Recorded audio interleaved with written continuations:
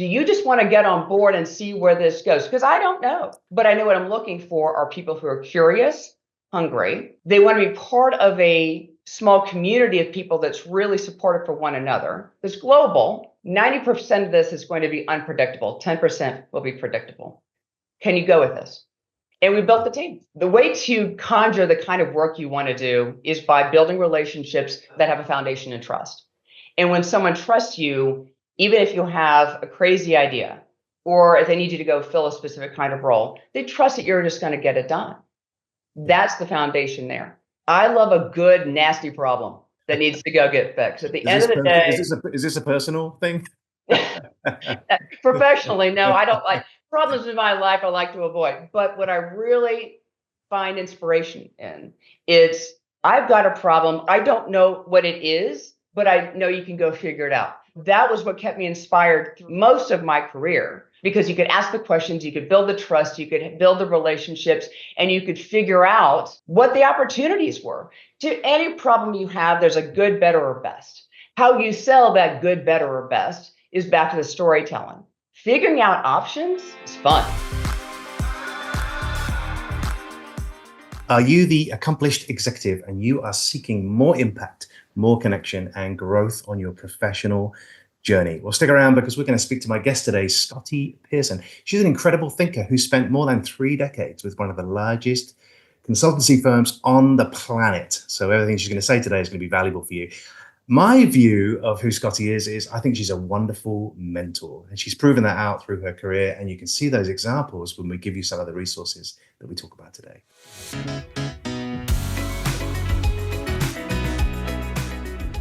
Scottie, welcome to the show. I'm super excited to have this conversation with you. How are you doing? James, thank you so much for having me. I'm really excited to be here today, and it's a great day. All right, so give us a little bit about when someone finds out that you're a deep thinker and a mentor, that they want to know, well, what does that mean? So maybe tell us a little bit about if you're a deep thinker and you're somebody who can bring different perspectives to something. Share with people some examples about that and where you've come from so they get to know you immediately. Well, I spent 30 years with Accenture, a big consulting company. And in the first half, really focused on deep consulting skills where I learned how to ask good questions, how to build relationships with clients, how to build an effective team to do whatever it is that we needed to get done. And in the last half, I brought those skills internal to Accenture. And there's no more difficult client than working for a group of consultants. But what I also learned is it was the same approach, asking the right questions, figuring out what the right problems were, figuring out how to bring people along with you in your messaging so that you can actually achieve what your goal is, and then just getting it done. But along the way is the mentoring. Over 30 years, you build relationships with people, and they come and go. They go to different companies. They might take on different roles where you are. But it was always fun to me to have conversations with them. How are you? Where are you? What are you doing? What are you working on? Both because I wanted to learn about what they were doing to just keep it fun and interesting, but also because it was a joy to see them progress in their career. And sometimes they would come to me and we would start having mentoring relationships. And over time, it just became something I did on Fridays. Let's set up time on Fridays. Let's have a chat. Let's deal with whatever it is you're talking about or you're trying to face and just sort it out. And these were always the enduring relationships that really, really, I think were the best part of my day. Relationships. Yeah, I want to dive in there because that's where you started and you ended there talking about like the practicality of what that looks like. Mm-hmm.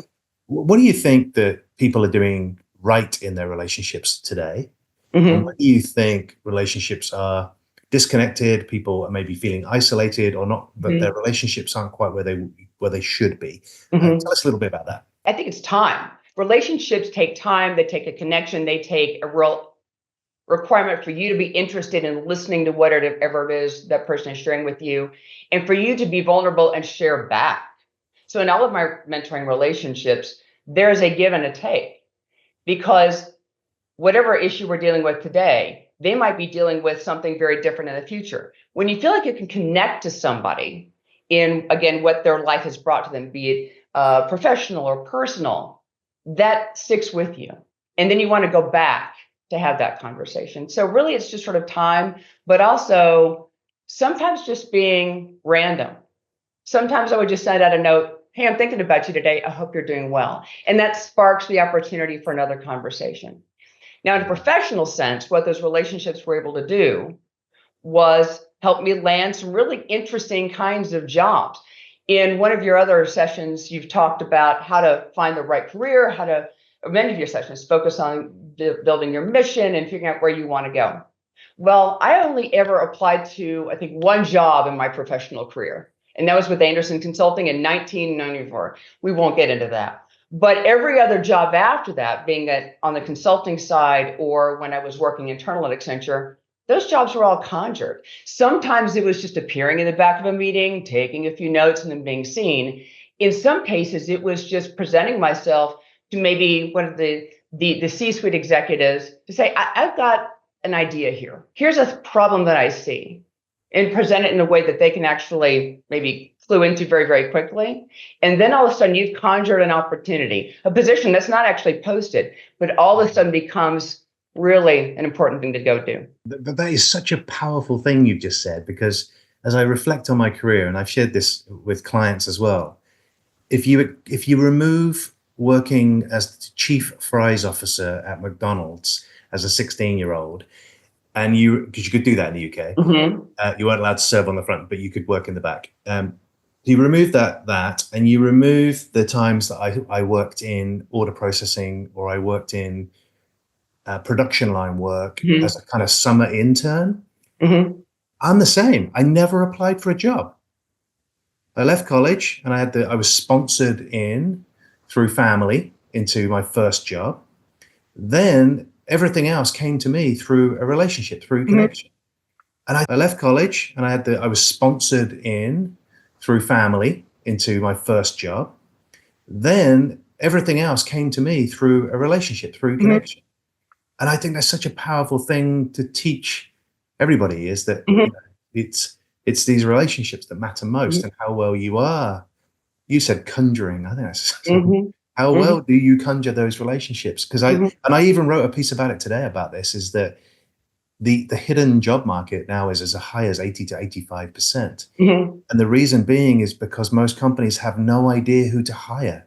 They don't know what the job description is. They know they've got the problem. So they're laying off all the people who no longer serve or could provide profitability to the company, and we're seeing that mass kind of experience. But the real problem for them is, well, we need to know who we need. Kind of need to talk to the people who can do some things that would add value, that would make money, save money, or increase the efficiency. Beautiful, thank you. So then you were talking about something that's close to my heart, and I think this is you. I see this in you. We not spent too much time together. This thing about curiosity. Talk about that.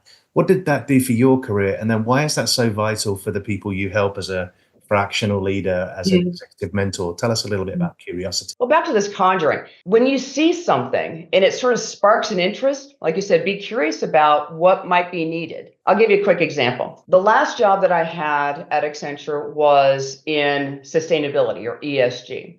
And I was brought in because there was a problem they thought, but not necessarily sure. Hey, can you go figure out something? Sure. And at the time, I didn't really know that much about sustainability, say for my general recycling. But when I started asking a lot of questions, what I learned was that clients were increasingly asking questions about Accenture's ESG performance. And it was being delivered as a side of desk capability.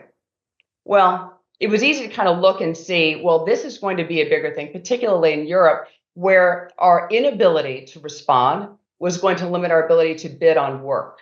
Now we've got an opportunity. So then the thinking is, let's build a center of excellence. Let's build a standard function that can basically become a compliance function, but can take it in, deliver it in a consistent, low-risk way, and then get it out the door.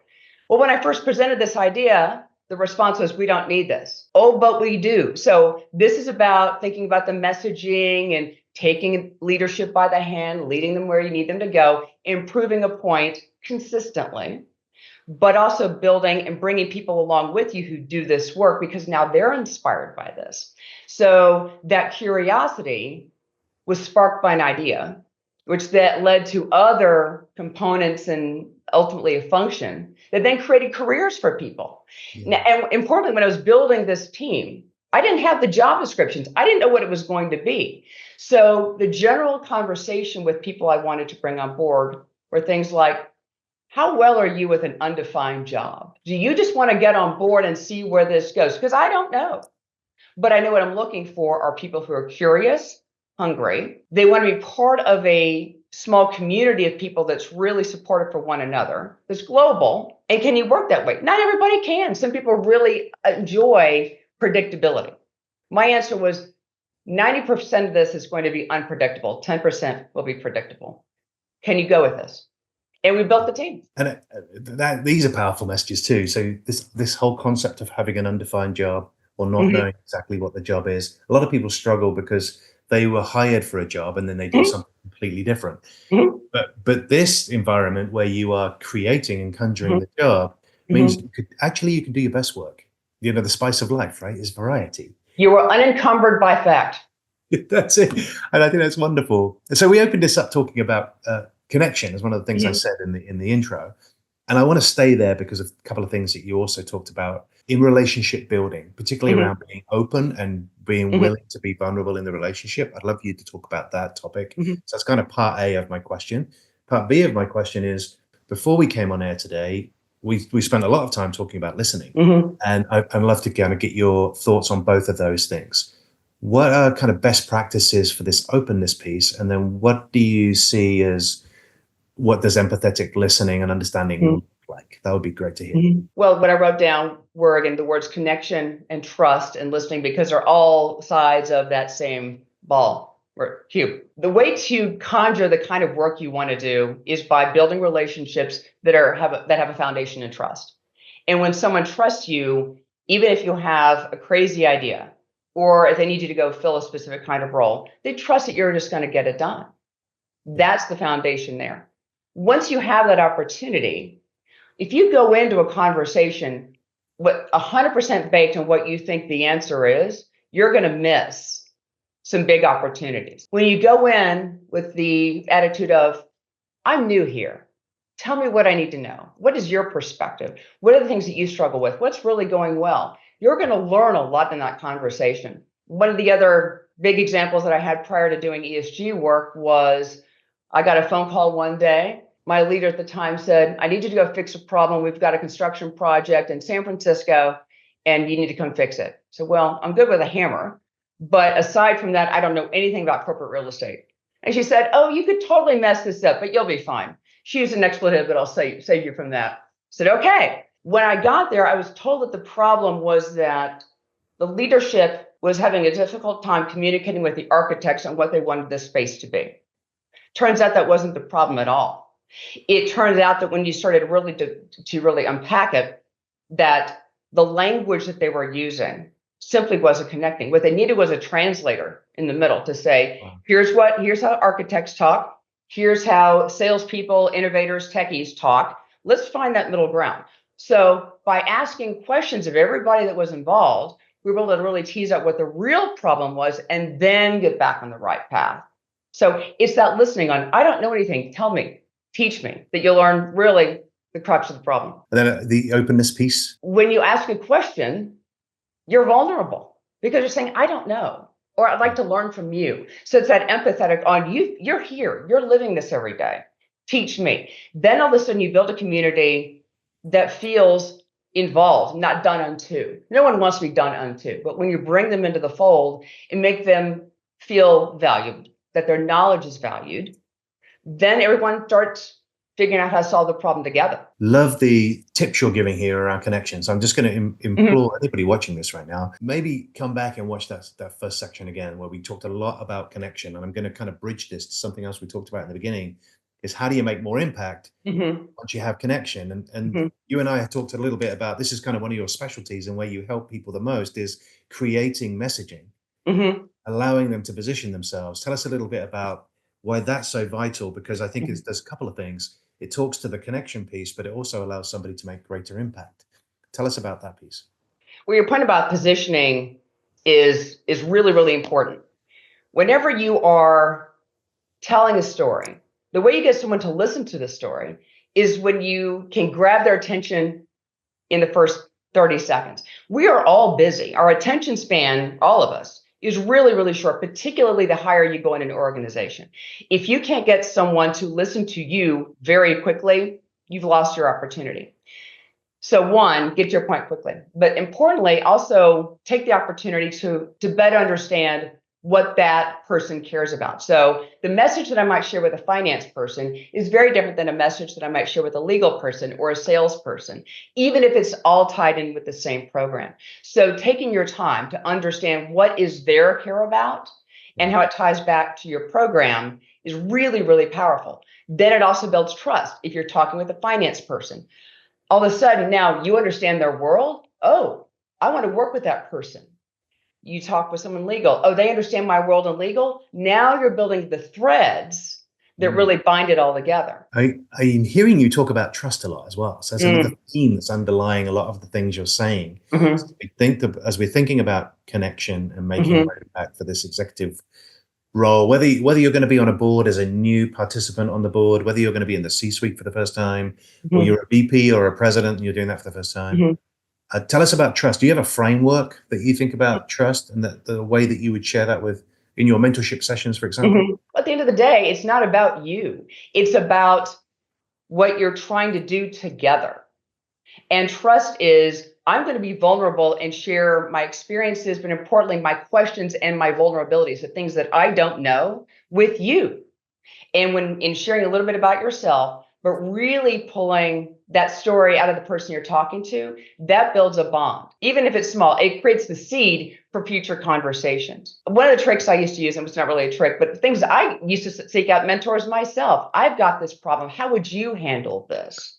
And once you've shared and once you ask for mentoring yourself, then you create a two-way street. New ideas for folks watching here. I want to make sure you can see Scottie's contact details. So we're going to start with one thing. Is you can check out her website. She's just been produced. And if a lot of the concepts and the ideas are displayed for you there, but it's a resource, you can go and check out Scottie Pearson Advisors. Just Google that. And you'll find the page. It's well SEO'd, so it will be the first thing you see.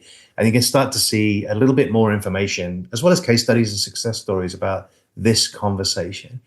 And one of the things you'll find there, which leads, is kind of perfectly, we seamlessly found our way into this point, is how growth and where growth is stimulated from.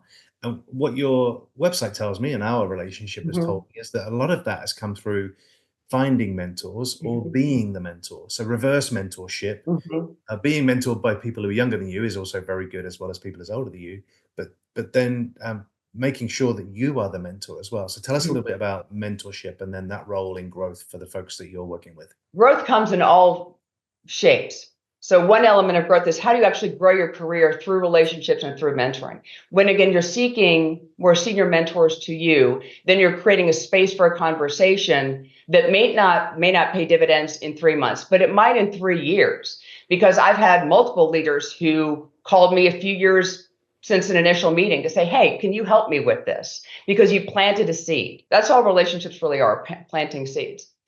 With the mentoring with more junior people, you never know where they're going to go. They might go to a different company. They might take a completely different career path, and they might introduce you to other people as well. So it's all about the sort of expansion of your network. But importantly, when you're having these conversations, it's, in particular when it comes to big ideas, when you're planting seeds, particularly amongst senior people, they come to know you, not necessarily for a practice area or for an industry, but how you approach a problem. And so many of the fun jobs you can actually conjure are because people think of you as being someone who could come up with an innovative solution to something, even if it's outside of what might be an obvious wheelhouse.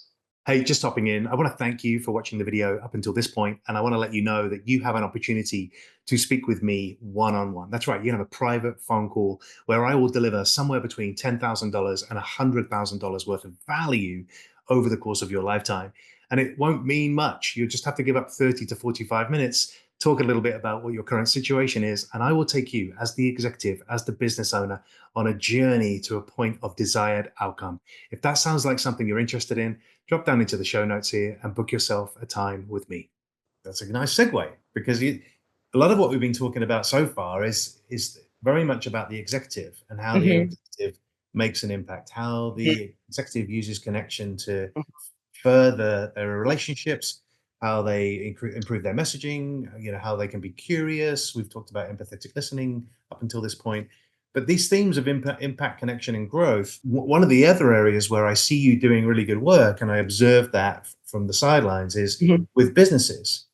You're able to go into a business as a fractional leader. And I'm talking to those businesses now. So if you're the executive watching and you need Scottie on your team, then that's another option here is Scottie will help you with vision to launch, as an example. Maybe you're preparing or you're in the post embers of merger and acquisition activity, and there's some ideas there that need some help. And you've talked a lot about sustainability and also governance. And I'd love for you to tell us a little bit about fractional work and how impact, connection, and growth play into that service that you're offering and what you're doing in the marketplace. So at its core, consulting is fractional work. You go from project to project to project. You build a muscle memory of how do you drop into something. Maybe you know a little bit about it, maybe you don't, but you're really able to figure out what the situation is and then run from there. And to your point, it all starts with that messaging. You have to be able to get to the point quickly. You have to be able to ask a lot of questions, build relationships, and establish trust. Even the trust typically takes time. Your ability to build trust quickly, just as a seed, my favorite word, gets you on the right path. Because once you get that messaging across, then you can actually sell an idea, sell a solution, etc. And by sell, I mean convince, get people on board, get stakeholder engagement, those kinds of things. Figure out where things might actually come off of the rails, and then move on to delivery. That's your impact opportunity. And when you're delivering, there's some hard choices there too. You're always in sales, but you also have to figure out, is what we're implementing going to stick? Not everybody makes the trip. Well, then you can be the empathetic leaders who help figure out different off ramps, different on ramps. And then at the end, you show these periodic points of achievement, which then build more relationships, more conversations, more opportunity for growth. So it's almost like it's a self-fulfilling prophecy. When you start small and you kind of navigate and finesse your way through, that creates new conversations, new relationships, and new trust. I worked with Scottie 5 years ago or 10 years ago, or this is Scottie's team. Can I go do this here? So these are all little tips and tricks. There's no magic to it. It's more about learning in that big thinking way, how to identify and finesse conversations and opportunity. I want to go back to time and patience. You talked about that in relationship, and then you just gave an example of people coming back to you 5 years down the path. One of my great stories is for a chief operating officer I work with. I met him 16 years before, and he made a mental note. I will work with you one day because you're freaking awesome. Yes. 16 years for that to evolve into what became a very healthy year-long relationship. Right. And still is. We're going to be talking next week, so we'll be having conversations. That's great. But I think that's that's kind of powerful reminder that we've got to be patient and play the long game. And that's your point. I want to come back to your point on the fractional piece, right? Again, it's okay. Yeah. You build this all in my old world, in a consulting world, because you move from project to project to project. But you'll find people in your own organizations, or you can build a skill yourself to be able to jump in, have a specific objective in mind, validate that's back to that formula, really validate that that's what you're really trying to achieve, and then deliver through finesse, through trust, through relationships, and then move on. I think the strength of having an interim or a fractional leader is that you can time box it, or impact box it, or output box it, whatever it might be, but it's you can make it as containable as possible, and then sit back and reassess. Do we keep this relationship going to go do something else? Is it time to move on? But importantly, I think back to my teams, I tried in my fractional roles to create opportunity for people working for me. So when I retired from Accenture, what I was able to do was create opportunity for those working for me to then step up and take on new responsibilities in their own career. That's what I think an ideal fractional or interim lead does as well. That would be advice for any executive. Try and get yourself fired is a really good way to find your new project. Yeah. Never be too good at a job you don't want. Yeah, it's like, take on your boss's job and really remove all their pain is going to get you to Hmm. the next level. But Hmm. most importantly, find 3 or 4 people below you who can do what you do. Right. And then the natural evolution is that you find yourself with more responsibility, increased reward. And if that's not Yes. available where you are, you'll move sideways, you'll move diagonally, and you'll navigate. I call it the career jungle gym, and you'll Hmm. go that way. Hmm. Oh, I want to switch gears. I want to focus a little bit more on you. Um, so what fires you up? Tell us, and that can be personal, professional. I don't mind which way you do this, but I want people to know who you are. Who are we dealing with here? Who is Scottie Pearson? Tell us what fires you up every day. I love a good, nasty problem that needs to go get fixed. At the Is end this of the day, is this a personal thing? professionally, no, I don't like problems in my life I like to avoid. But what I really find inspiration in is I've got a problem. I don't know what it is, but I know you can go figure it out. Great. That was what kept me inspired through most of my career, was having a general direction, but not a directive, if you will. It was just sort of let loose to go figure it out, because you could ask the questions, you could build the trust, you could build the relationships, and you could figure out, that's the big thinking part, what the opportunities were. To any problem you have, there's a good, better, or best. How you sell that good, better, or best is back to the storytelling and what that level of risk is, what level of investment is, et cetera. But figuring out options is fun. So then what inspires you? Let's kind of add on to that one. We Mhm. now know you love Mhm. a problem, but what Mhm. inspires you? Honestly, bringing people along with me for the ride, because no one ever gets there alone, right? I loved learning something from the people that I worked with, both more senior to me and more junior to me. You are never going to be an expert in 100% of the things you have to go do, but there's somebody is. So bring that person along on the ride with you, because when it creates opportunity for you and them, but you might create a better answer. So building teams, evolving teams, and then because of a lot of programs that I led were project related, setting them free. Well, now let's have the conversation on how you, person 1, 2, and 3, are now going to take your relationships and your opportunities to go chase after that. Something you said there kind of perked my interest.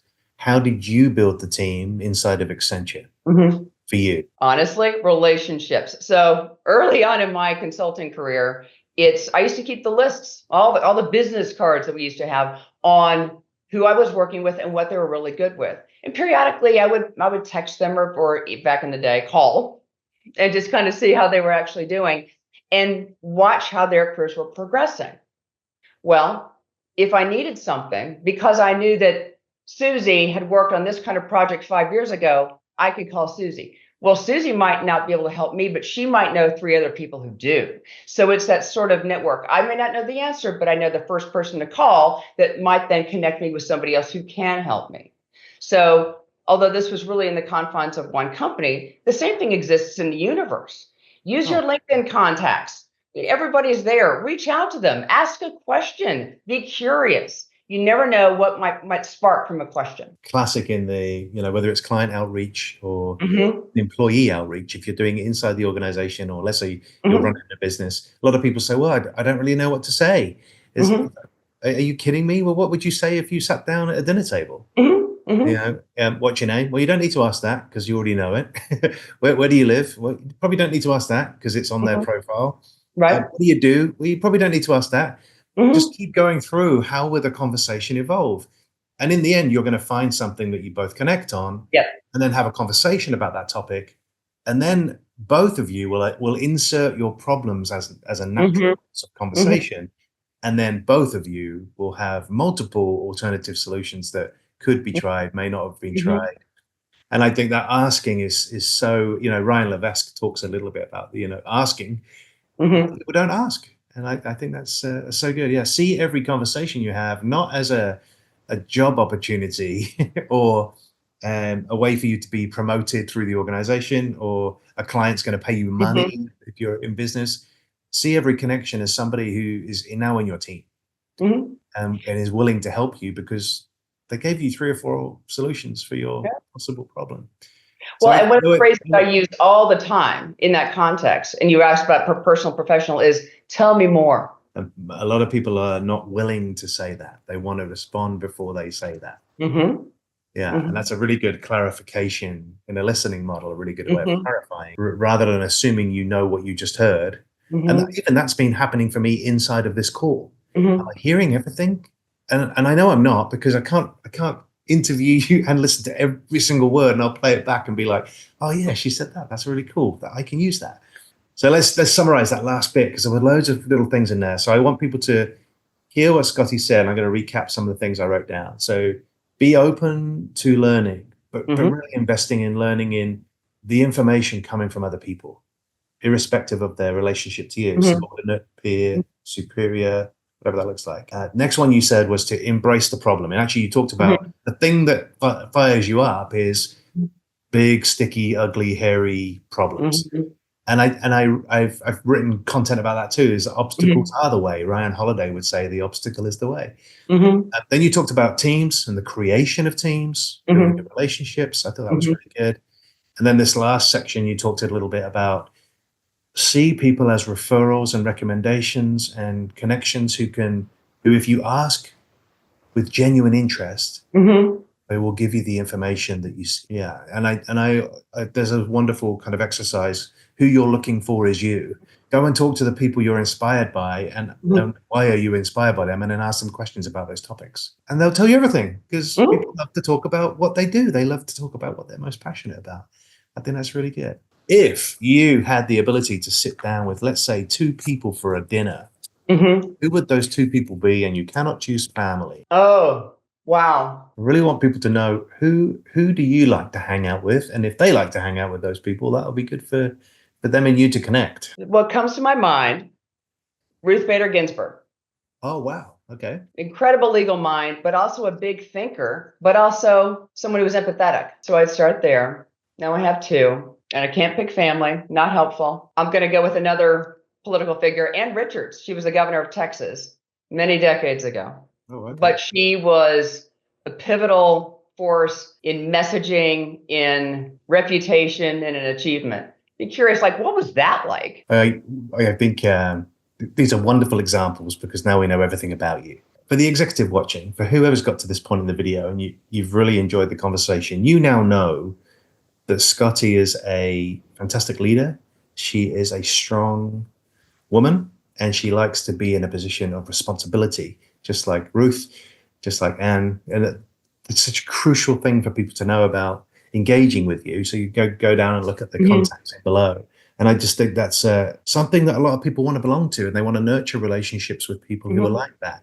Because I think, when Ruth Bader Ginsburg died 5 years ago now, 4 or 5 years ago, there was a big outpouring of public opinion. And I thought that was wonderful, because I'm not from the United States. I'm an import, a good British import, a bit like a Range Rover. But it was interesting to me, because I knew comparatively little about her up until that point. But yeah, piques your interest, and I think you sharing about these figures from the past and the responsibility they took on in male-dominated worlds is fantastic. I think that tells a lot about who you are. Well, I'll give you one more personal bit, and this may not be obvious in our conversation today, is I'm an introvert. It takes a lot of energy for me to go to social events, to make the small talk, which is why asking a question like, tell me more, gets me out of the hot seat, because then I don't have to talk as much. I can just listen and learn. On the front end of the projects, if I'm asking questions, I can listen and learn, and I don't have to come in with all the answers.